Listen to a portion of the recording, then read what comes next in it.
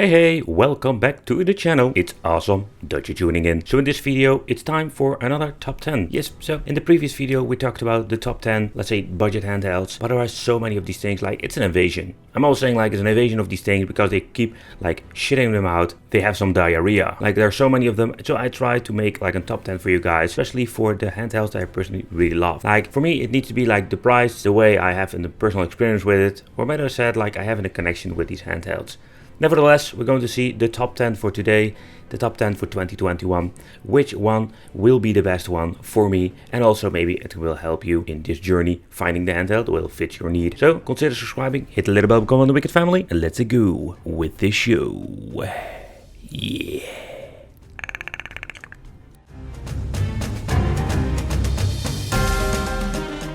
Okay guys, for the first one, we're going to take a close look at the GKD Mini. So this device, I must say I had some, in the beginning, a mixed feeling about it. At first I didn't really want to review it, but when holding it in my hand, I was, let's say, surprised. And the reason I was surprised because of the quality of this device and what it has to offer.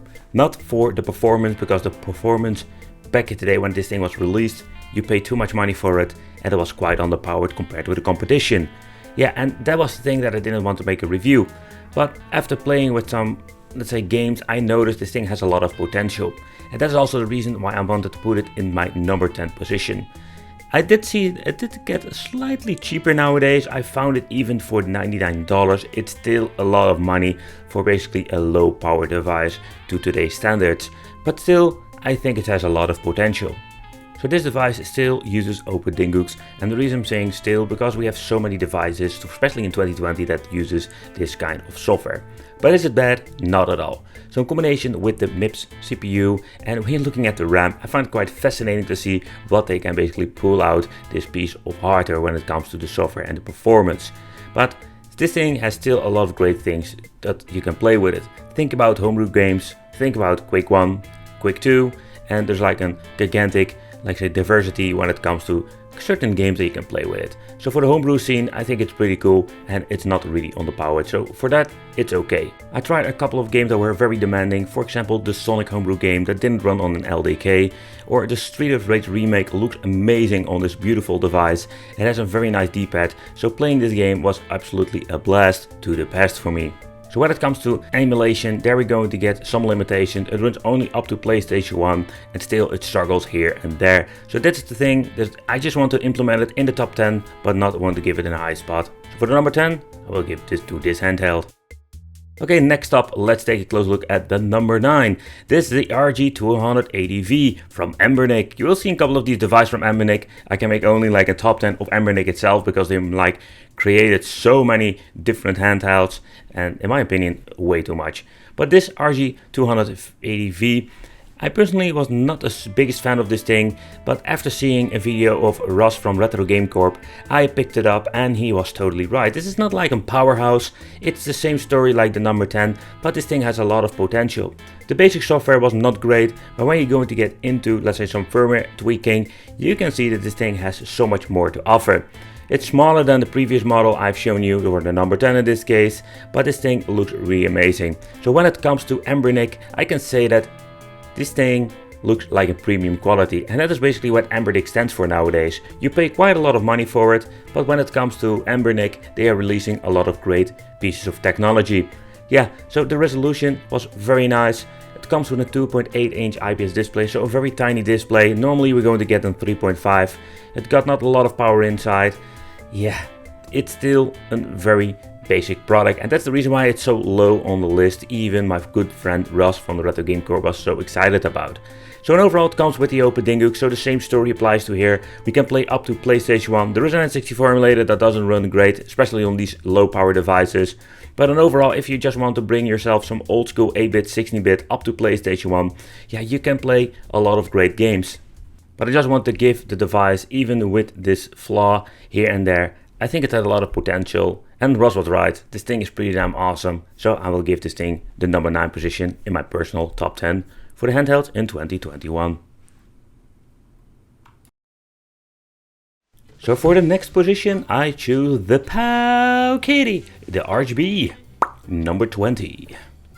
So at this moment we're like having a different number, but we're still having the same kind of form factor. Yeah, but there is slightly something different. The reason why I push this up into the list. So it is expensive than all the other ones, that's just a fact. But this thing has more to offer. When it comes to the performance, but also when it comes to compatibility with the controls, this thing was quite amazing in my opinion, and it's still one of my favorites when it comes to form factors. So this is what I mean. This thing looks like a beefy LDK.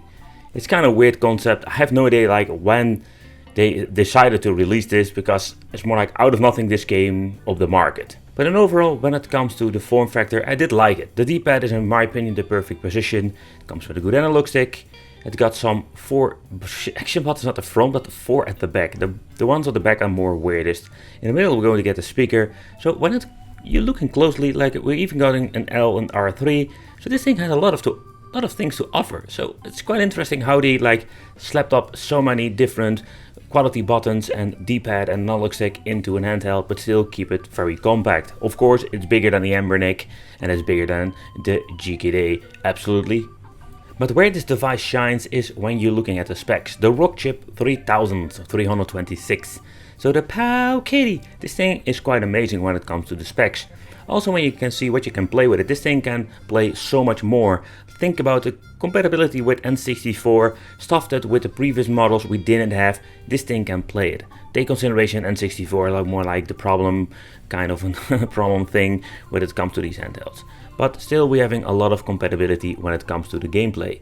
So yeah, you can play the old Game Boys, you can play the old 8-bit, 16-bit stuff, you can play that on a freaking potato nowadays. The thing is like what you can do with this is quite amazing. Still it has some limitation when it comes to PlayStation Portable, because with the Rockchip that they're using most of the time in 2020, it's still a chip that is very powerful but has some limits in my opinion. But when you want to play up to PlayStation 1, that runs perfectly in a very nice resolution. It looks amazing, and I must say in combination with the software, we can even like do a lot of tweaking. So when you play some MAME, some other stuff, it runs very well. That's what I liked about this piece of hardware. So it looks kind of a Frankenstein handheld, but the Powkiddy, Powkiddy, I really love for what it is. So that's the reason I bumped it up a little bit higher in the list.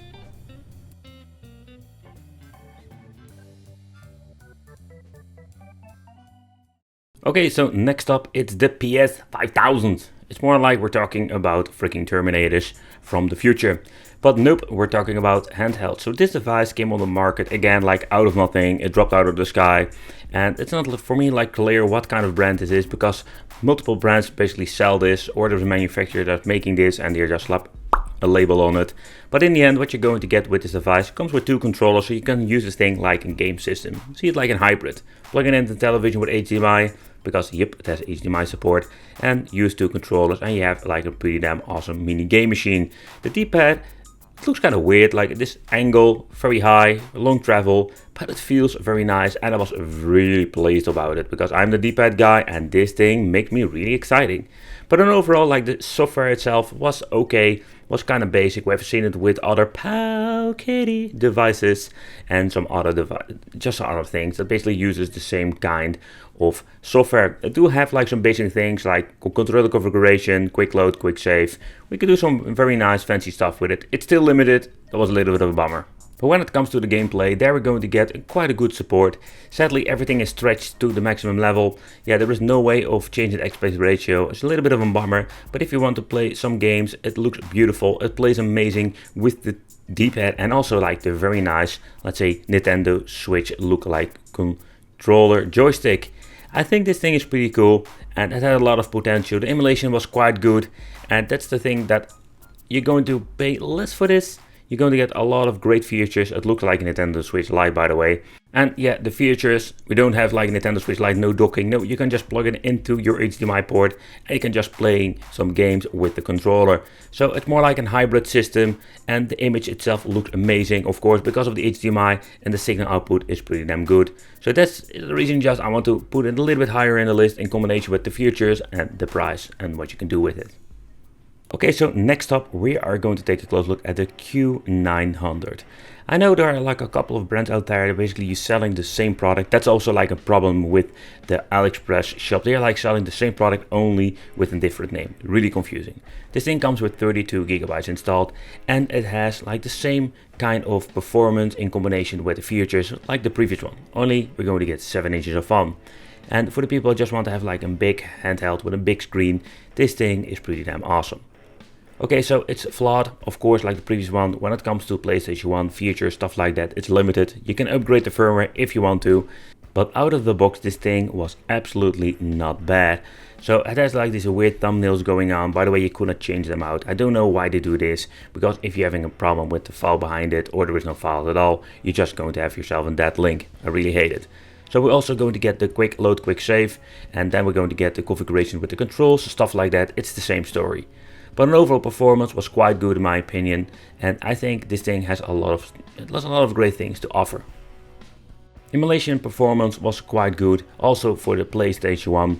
And yeah, if you want to play some N64 stuff like that, I would not recommend doing it on this. This is mainly from up to PlayStation 1, so think about like the Game Boys, the 8-bit, the 16-bit.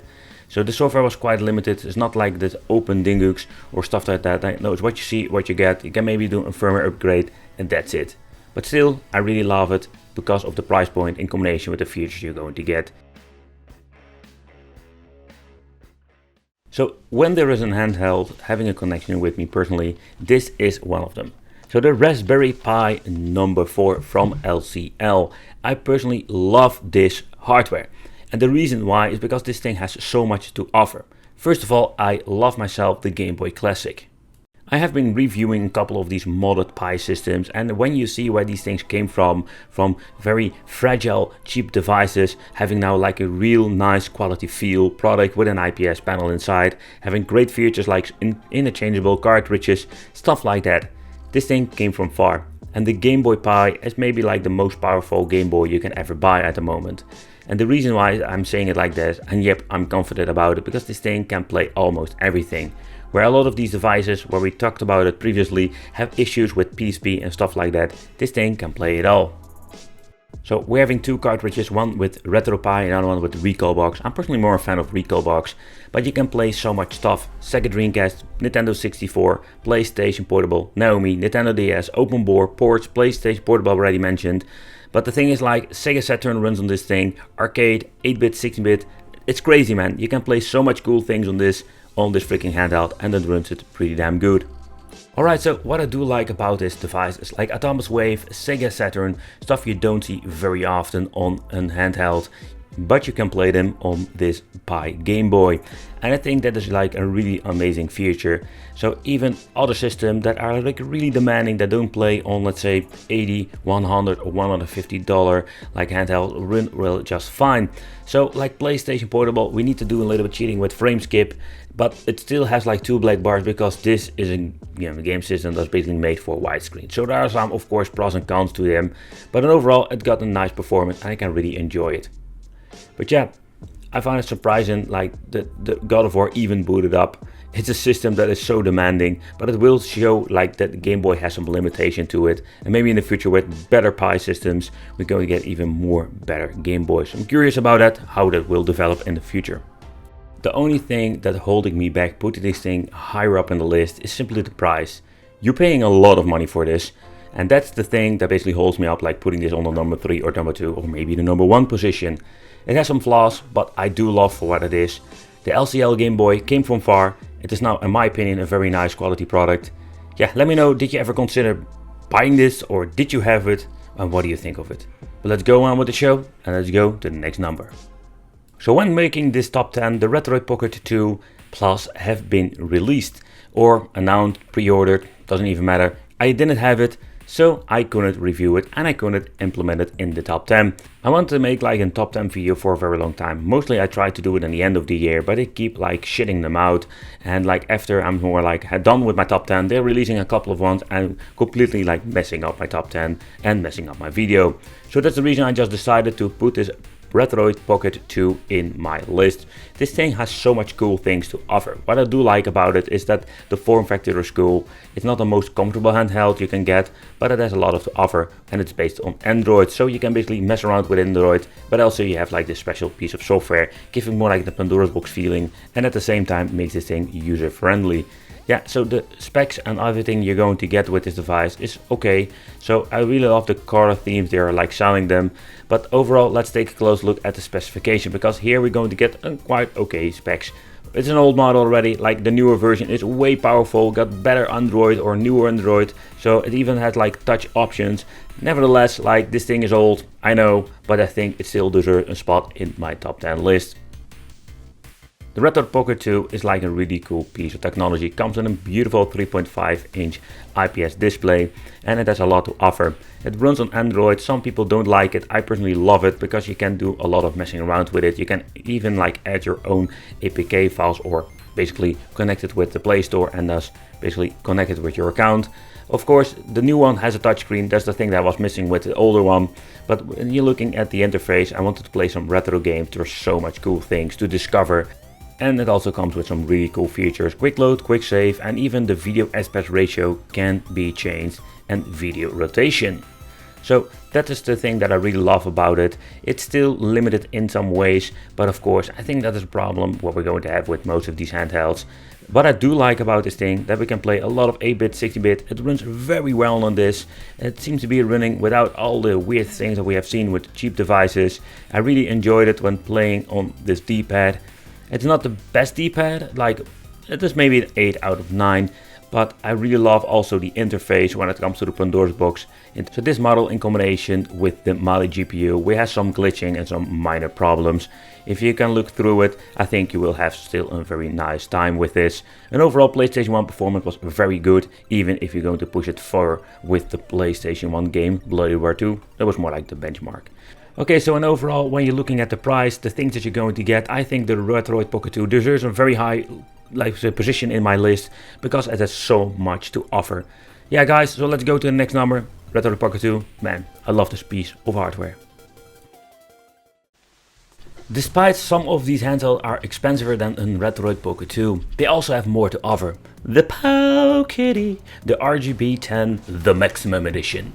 So what is max about this? Like the size, absolutely. Like this thing is gigantic compared with the other device reviewed of Powkiddy. Powkiddy has like this gigantic lineup. Some of the products are like really shit, but some are pretty damn awesome, like this one.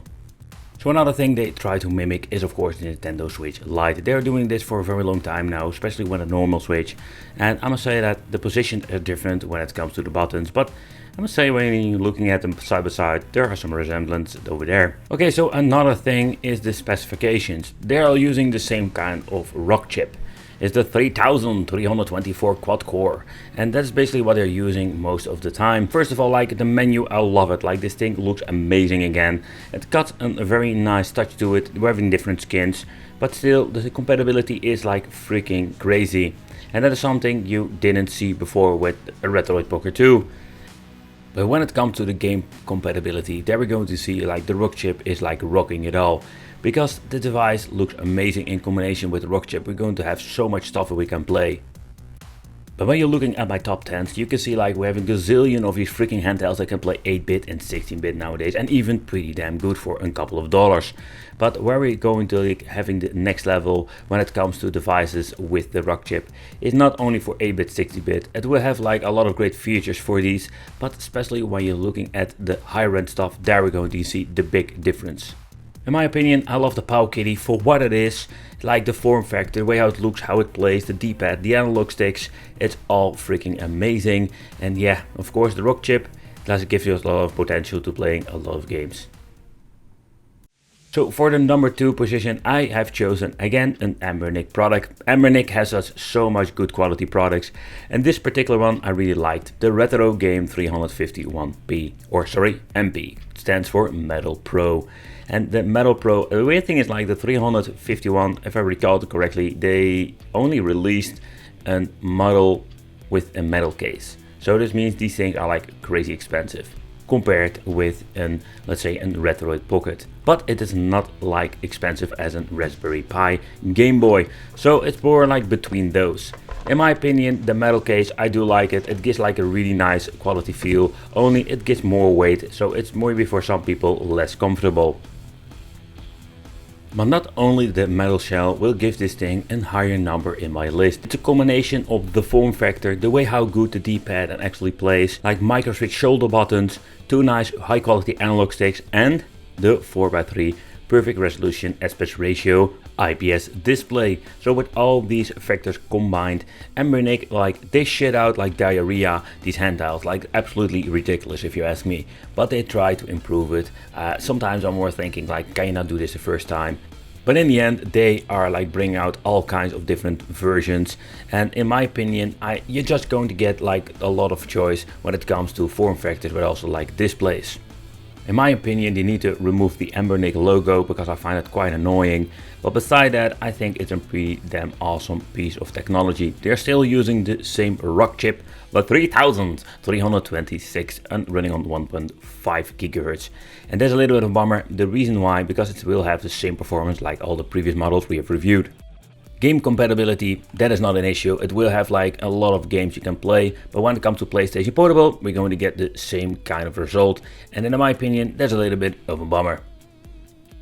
But don't get me wrong, playing my old school 8-bit, 16-bit games on this IPS display is such a cool experience. The resolution is perfect for many games, so we don't need any bezels or any weird tricks, or it's not really scratched out. So you can play a lot of great games with this. We don't have the weird stuff that we have seen before with cheap devices. For me, like, this is one of the best handhelds that I have in my collection, so therefore I just wanted to give a higher position in my list. And it's still very secretly one of my favorite ones that I use. Okay guys, so for the number one position I choose the Retro Game 351V, and yep, another EmuElec product. And the reason why, because I really love this form factor. For me, this is my favorite handheld that I basically want to use every single day, because it has so much cool things when it comes to the specs, but also when it comes to the form factor. Okay, so basically I could like put the other one, like the RG351MP, on the number one position, but this is more like a personal choice. So in the jungle of all the EmuElec handhelds, this is the one that I really love to use. And the main reason is like, this thing doesn't really look like a Game Boy, but I love the form factor. This is the form factor that I personally prefer over all the other ones. The landscape models, I do like them, but in overall I just like myself the Game Boy lookalike, because it has exactly the same display, but this thing comes also in different colors. You have a lot of great options, but yeah, the rock chip, it's still in here. So it got yourself the typical weight of a handheld that you can expect from EmuElec, so that is not the case. Then the layout, we're going to get one analog stick and we're going to get ourselves a very nice D-pad. The layout, we're going to get 4 buttons at the front and 4 at the back. So I do like the D-pad, it's kind of sturdy, but it plays amazing, and that is what I really prefer of an handheld, a D-pad on the right position, and it plays well. The analog stick, don't use it much, but if you want to play it with some, let's say, fighting games, it's on a good position in my opinion. The shoulder buttons, they even give it some different level to give it like a more comfortable positions. I think this thing is like thought through like in every single way, and that's what I really love about this EmuElec RG351V. Okay, so the rock chip, it's the same chip again. A little bit of a bummer. I wish they like bring out a new chip that is more powerful for these two handhelds. I'm talking about the RG351MP and this RG351V. So it has the same kind of software, it has the same kind of compatibility with the games. So that is basically all the same in the last couple of rock chip devices that we've reviewed here on the channel and also in this top 10. But the overall gameplay and the fun I had with this device was the reason why I wanted to put it on the number one position. So Mortal Kombat Arcade did run very well on this device, but also if you want to look into PlayStation Portable or you want to play some PlayStation 1, it runs very well. And that is what I love about the rock chip. It has so much potential, but again, like, it would be so cool if it gets a little bit more juice, because we can then play PlayStation Portable perfectly, especially with the 3-dimensional games. But this is the reason I just wanted to put it on the number one position for 2021. But okay guys, so the PlayStation Vita, I didn't put it in the top 10. Even this thing is an absolute emulation beast when it comes to retro gaming. And you can play even more. You can even play PlayStation Vita and it runs the PlayStation Portable games perfectly. So, but still the reason I didn't do this, because I want to grab handhelds that were like, basically you can buy them and you can play them. Where the PS Vita is, you need to have some knowledge, you need to do some tinkering. And yeah, it's not an easy plug and play handheld. And they're getting more expensive in the future. Okay guys, so that concludes this top 10. This is more my list of more expensive handhelds. I didn't want to put any budget. Yeah, let me know what you think of the top 10. Did you agree, or are you missing out handhelds? Is there a handheld that I didn't implement in the top 10 but do you own and you really love? Let me know in the comments. I love to know from you. Yeah, and overall, if you have any questions, again, drop it in the comments. I will try to help you out.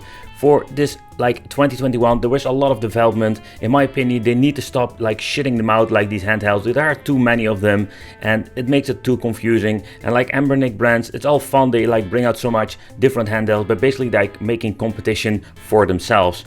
I'm more like bring out a couple of handhelds and make some differences. And again, if you bring out something new, make it with a better chip so you have something new to offer. But I thank you for watching. Consider subscribing, hit that little bell, become one of the Wicked family. And it would be great to see you in the next video.